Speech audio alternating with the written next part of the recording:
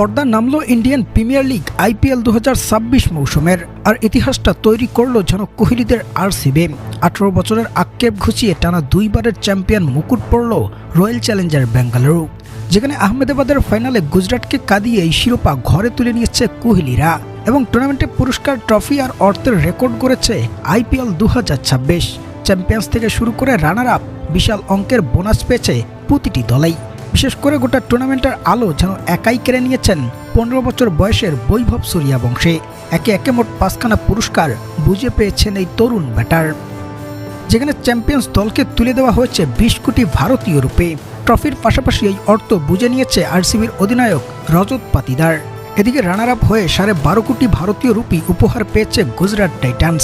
অর্থের পাশাপাশি ট্রফি দিয়েও তাদের সম্মান করতে দেখা গেছে আইপিএল কর্তৃপক্ষকে, যেখানে টুর্নামেন্টের সর্বোচ্চ উইকেট শিকারী হয়ে পার্পেল ক্যাপের পাশাপাশি 10 লাখ রুপি পেয়েছেন কাগিজো রাবাদা।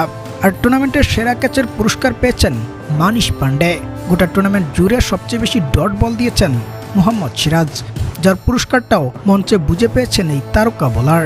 এবং টুর্নামেন্টের সবচেয়ে বেশি 4 হাঁকিয়েছেন সাই সুদর্শন, আর সর্বোচ্চ 4 হাঁকিয়ে তিনি পেয়েছেন 10 লাখ ভারতীয় রুপি।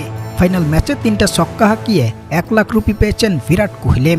এছাড়াও 200+ স্ট্রাইক রেটে ব্যাটিং করে সুপার স্ট্রাইকারের পুরস্কারটা বুঝে পেয়েছেন ভেঙ্কটেশ আইয়ার। এরপর প্লেয়ার অব দ্য ফাইনাল হয়ে 5 লাখ রুপি পেয়েছেন বিরাট কোহলি। অন্যদিকে 15 বছরের বৈভব একাই তুলে নিয়েছেন 5টি পুরস্কার, সর্বোচ্চ রান 776, সবচেয়ে বেশি 72টা ছক্কা হাঁকানো এবং 237.30 স্ট্রাইক রেটে ব্যাটিং করে সেরা স্ট্রাইক রেটের পুরস্কার।